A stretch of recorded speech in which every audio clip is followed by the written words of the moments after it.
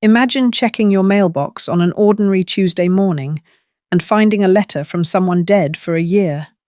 Not a letter that was lost in the mail, not something from his estate, but a letter. Postmarked yesterday. That's what happened to me. 1 year after I buried my husband, Michael, I received his handwriting in my mailbox, and what he told me in that letter destroyed everything I thought I knew.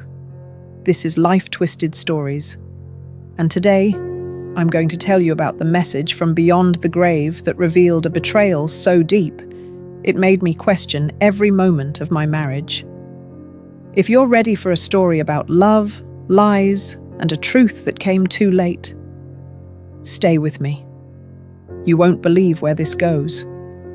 It was raining that Tuesday morning, the kind of grey, heavy rain that makes everything feel slower, sadder. I'd been awake since 4 a.m. That's normal for me now. Sleep and grief don't really go together. I made coffee, stared out the window, went through the motions of being alive. And then, around 9, I walked to the mailbox. Bills, junk mail, a grocery store flyer, the usual. And then, a cream-coloured envelope, quality paper, the expensive kind Michael used to buy for special occasions. My name was written on the front in handwriting I would recognise anywhere. Michael's handwriting. My hands started shaking before my brain could catch up. This had to be a mistake. Some old letter that got lost. Some delayed delivery from a year ago. But when I looked at the postmark, it said yesterday's date. Yesterday. My husband had been dead for 365 days, and somehow he'd sent me a letter. Yesterday. Sound effect, paper tearing. I stood there in the rain, tearing open that envelope with trembling fingers. Water was soaking through my clothes, plastering my hair to my face. I didn't care. Inside was a single sheet of paper.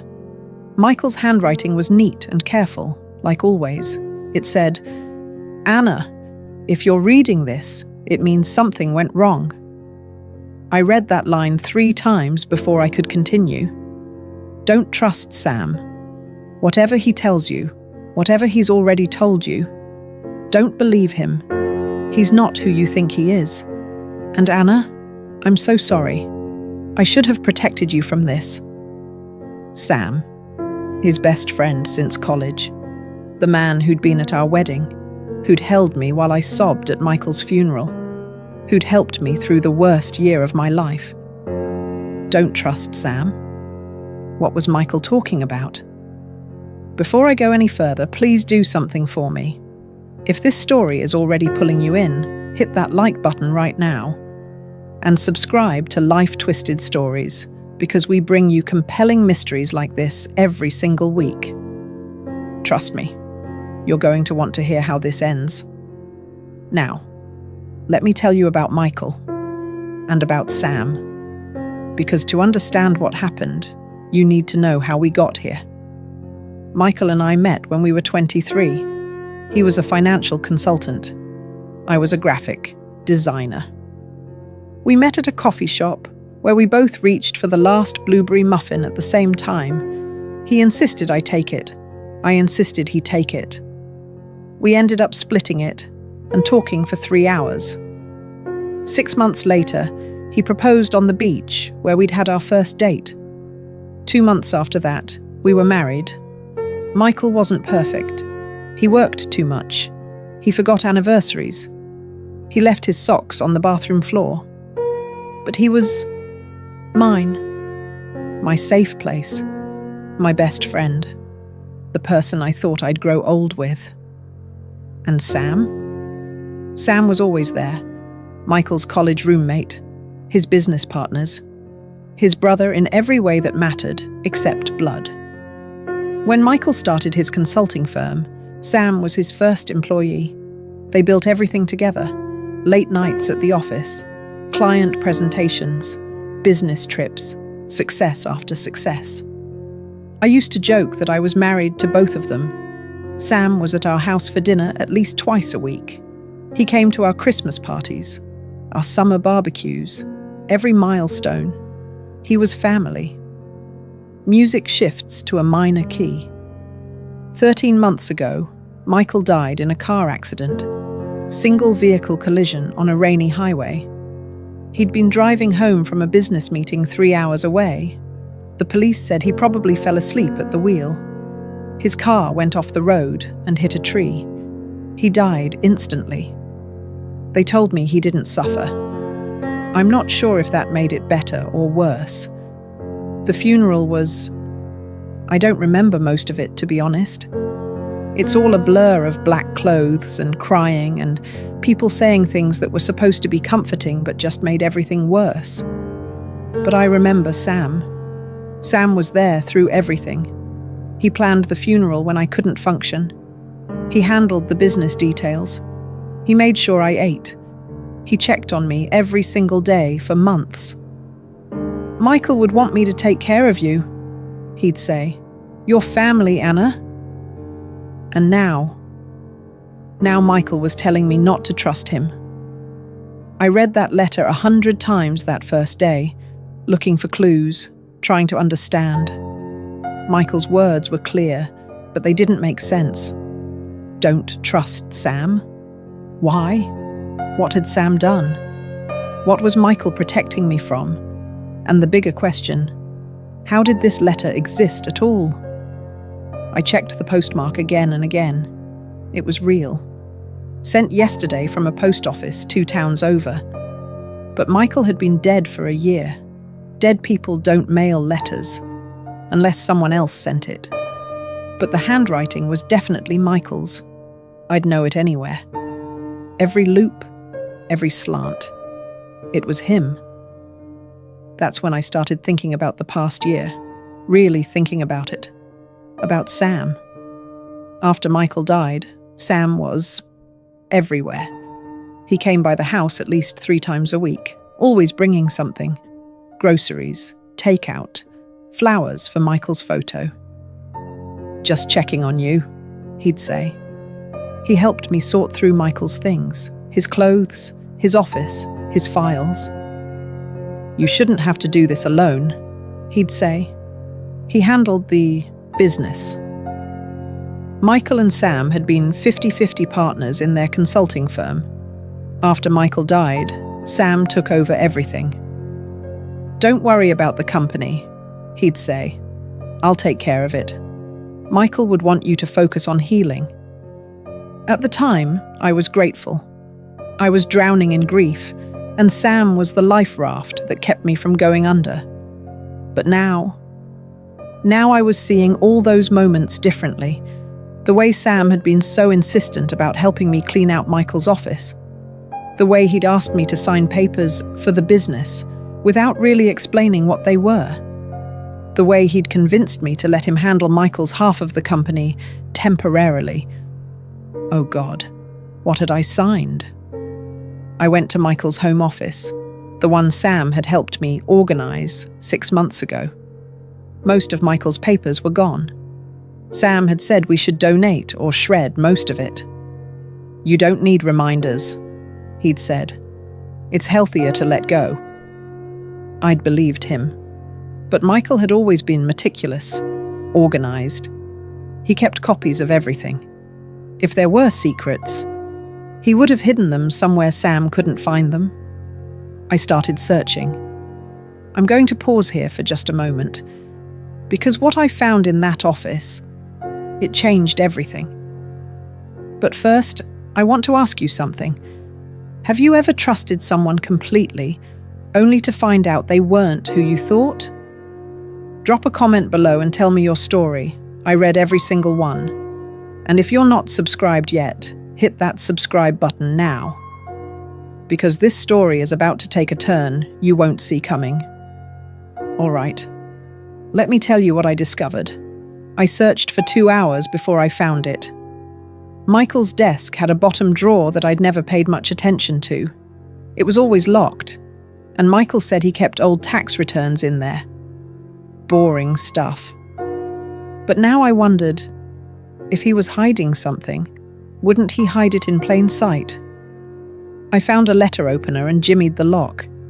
It took 15 minutes and 3 broken letter openers, but eventually, the drawer popped open.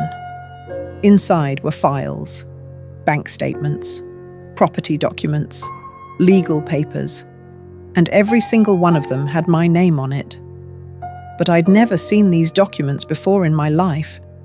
There was a property deed for our house, transferred to Sam's name, dated 2 months after Michael's death, signed by me. Except I'd never signed it. Bank account statements showing withdrawals of thousands of dollars, authorized by me. I'd never authorized them. Business documents transferring Michael's 50% of the company to Sam, my signature on the bottom, a signature I'd never written. My hands were shaking so hard I dropped the papers. They scattered across the floor like evidence at a crime scene. Sam had forged my signature on everything. He'd been systematically stealing everything Michael left me, piece by piece, and I'd been too grief-stricken to notice. But Michael had noticed. Somehow, before he died, Michael had known. He'd kept copies. He'd hidden the evidence, and he'd written that letter. But how? How did Michael know what Sam was planning? These documents were all dated after Michael's death. Sam couldn't have started this fraud until Michael was already gone. Unless Michael knew Sam was going to do this before it happened, which meant Michael knew he was going to die.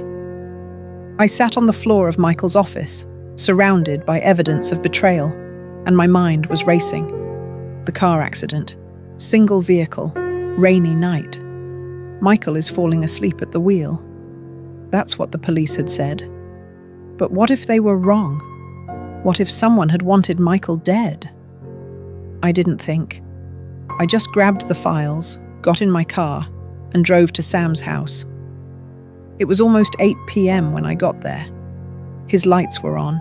His car was in the driveway. He was home. I didn't knock. I just walked in. We'd always had that kind of friendship. Open door policy. Not anymore. Sam was in his living room, sitting in his leather armchair with a glass of whiskey. He looked up when I came in, and for just a second, I saw surprise flash across his face. Then he smiled. That warm, friendly smile I'd trusted for years. "Anna? This is unexpected. Is everything okay?" I threw the files onto his coffee table, papers scattered everywhere. "You tell me, Sam. Is everything okay?" His smile faded. He looked at the papers, then back at me. His expression was calculating, like he was running through possible responses, choosing the best one. "I can explain," he said finally. "Can you?" My voice was shaking. "Can you explain why you forged my signature? Why did you steal my house? Why have you been systematically taking everything Michael left me?" Sam stood up slowly. He wasn't smiling anymore. "You don't understand, Anna. Michael and I built that company together. Everything you have, we created it. Both of us. I deserved my share." "Your share?" I couldn't believe what I was hearing. "You already had your share. 50% of the company. But that wasn't enough for you, was it?" Sam's jaw tightened. "No, it wasn't. Because Michael was planning to push me out." The room went very quiet. "What?" I whispered. Sam picked up his whiskey glass and took a long drink. When he spoke again, his voice was different, colder, harder. 6 months before the accident, Michael told me he wanted to dissolve our partnership. Said the company was going in a different direction. Said he'd buy me out. But the buyout he offered, it was insulting. 20 cents on the dollar for a company we'd built together. I told him no. We argued. For months. Sam looked at me, and there was something in his eyes I'd never seen before. Something dark. And then Michael died. Very convenient timing, don't you think? My heart stopped. What are you saying? Sam smiled, but it wasn't a friendly smile anymore. I'm saying your husband wasn't the saint you thought he was, Anna. He was a businessman, a ruthless one, and he was planning to destroy me. So you killed him. The words came out before I could stop them. Sam laughed, actually laughed. Kill him? Why would I kill him? I didn't need to. Michael killed himself. What? He was guilty, Anna. Guilty about what we'd done to build that company. The corners we'd cut, the people we'd hurt. It ate at him. And that night, that rainy night, when he crashed his car? Sam leaned forward. He called me before he got on that highway, said he couldn't live with himself anymore, said he was going to confess everything, destroy the company, destroy both of us. So, yes, he drove off that road, but he did it himself. His guilt killed him, not me. I felt like I couldn't breathe. You're lying. Am I? Sam picked up one of the papers from the table. Your husband left you a letter, didn't he? Warning you about me. Did he also tell you about the fraud, the embezzlement, the clients we scammed? He threw the paper at me. Michael wasn't protecting you from me, Anna. He was protecting you from himself, from his own guilt. And when he died, I just took what was rightfully mine. I drove home in a daze. I didn't remember getting in my car, didn't remember the drive. I just ended up back in my house, sitting at Michael's desk, holding that letter. Was Sam telling the truth? Had Michael been involved in something terrible? Was that why he'd died? I read the letter again. Don't trust Sam. He's not who you think he is. And Anna, I'm so sorry. I should have protected you from this. Protected me from what? From Sam? Or from the truth about what they'd done? That's when I noticed something I'd missed before. The envelope. The cream-coloured envelope Michael's letter had come in. It was thicker than I'd realised, like there might be something else inside. I turned it over, felt along the seams, and found a hidden pocket. Inside was another envelope, smaller, sealed with wax. Michael's initials pressed into the red wax. My hands were shaking as I broke the seal. Inside was another letter, dated the day before Michael died. It said, Anna, I'm writing this because I don't know how much time I have. Sam found out I was planning to go to the police. He's threatened me. Said if I confess, he'll make sure you're implicated too. That you'll lose everything. Maybe even go to jail. I can't let that happen. You're innocent. You didn't know about any of it. But Sam has forged documents that make it look like you were involved. He's been planning this for months.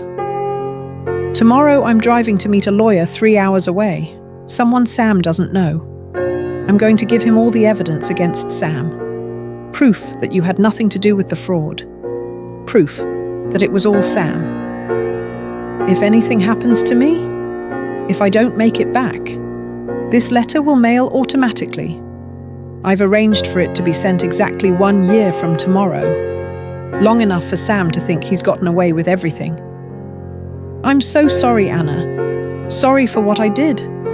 Sorry for dragging you into this. Sorry for leaving you alone.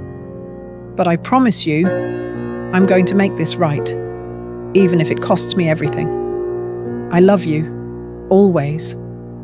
Michael. I sat there, crying, holding that letter. Michael hadn't killed himself. He'd been trying to protect me, to fix his mistakes, to save me from Sam. And Sam had known Michael was going to expose him. Sam had known Michael was meeting that lawyer.